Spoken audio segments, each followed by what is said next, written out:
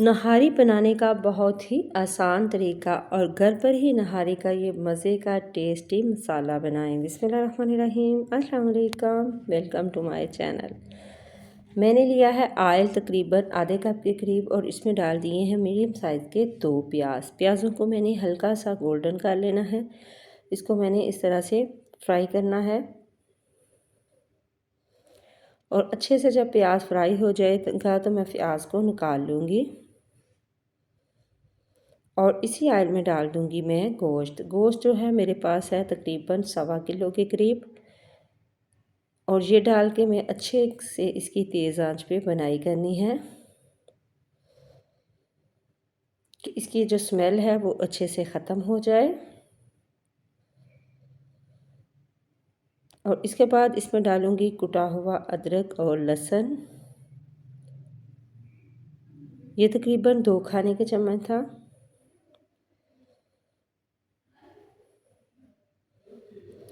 और इसको देखें गोश्त ने कितना पानी छोड़ दिया है और मैं इसको तेज़ आंच पे भूनूंगी तब तक जब तक इसका पानी जो है अच्छे से खुश्क नहीं हो जाता। मैं इसमें 1 टीस्पून नमक डाल रही हूँ इस स्टेज पे और इसकी को साथ साथ मिक्स करती जाऊंगी। और इसके बाद जो मैंने मसाले थे वो सारे मैंने पीस लिए हैं और पीसने के बाद इसमें मैंने डाल दी थी थोड़ी सी कश्मीरी लाल मिर्च और थोड़ी सी मैंने डाल दी थी हल्दी। ये तकरीबन 2 खाने के चम्मच मैंने ये मसाला जो है वो डाला है इसमें। बहुत ही खुशबूदार मज़े का टेस्टी मसाला था और इसमें मैंने डाले थे। अब मैंने डाल रही हूँ इसमें हाफ़ टी स्पून से भी थोड़ी कम ही हल्दी, क्योंकि मैंने इससे पहले भी डाली है। और कश्मीरी लाल मिर्च में डाल रही हूँ हाफ़ टी स्पून के करीब। इसका कलर बहुत ही मज़े का और टेस्टी आए।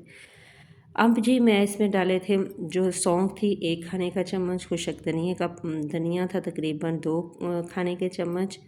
और इसके बाद ज़ीरा था काला, वो मैंने लिया था तकरीबन 1 खाने का चम्मच। मैंने ली थी मोटी लाल मिर्च तकरीबन 4 से 5 अदद, बड़ी इलायची थी 2 अदद, लौंग थे तकरीबन 3 से 4 अदद और इसमें थी दालचीनी 2 स्टिक्स और इसमें हरी इलायची थी 4 से 5 अदद और इसमें जायफल था तकरीबन 1 छोटा सा पीस। और ये सारे मसाले मैंने डाल के अच्छे से इसको थोड़े से मसालों को फ्राई कर लिया था। जब इनको हल्का सा रोस्ट करने के बाद फिर मैं इसको डाल के पीस लिया था। अच्छे से पीसने के बाद ये मसाला जो है मैं आप सेव भी कर सकते हैं और जब दिल चाहे आपका नहारी का तो आप नहारी बना सकते हैं।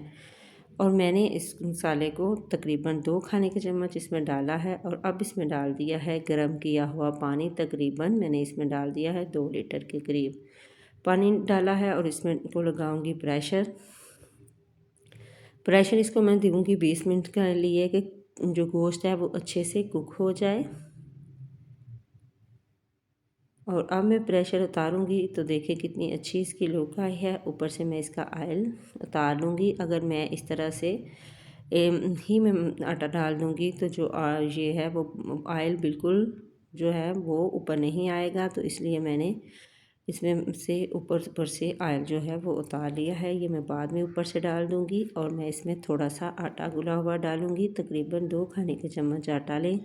आम जो आटा है अगर आप फ्राई करना चाहें तो उसको थोड़ा सा रोस्ट कर सकते हैं। और अब मैंने इसमें डाल दी है जो प्याज फ्राई की थी इस स्टेज पे वो मैंने डाल दी है और इसको पकने के लिए रख दिया है तब तक तकरीबन 10 से 15 मिनट के लिए। और मैंने इसमें थोड़ा सा आटा इस तरह से डाला था तो इससे ये गुठलियाँ बन जाती हैं।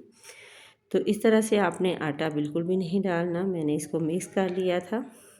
तो आपने इसको हमेशा जब भी डालें तो आटे को थोड़े से पानी में डाल के गोल बना लें। तकरीबन 2 खाने के चम्मच आटा डालने से ये बहुत ही अच्छा और बड़ा सा जो है ये बन जाता है सौंफ जो है।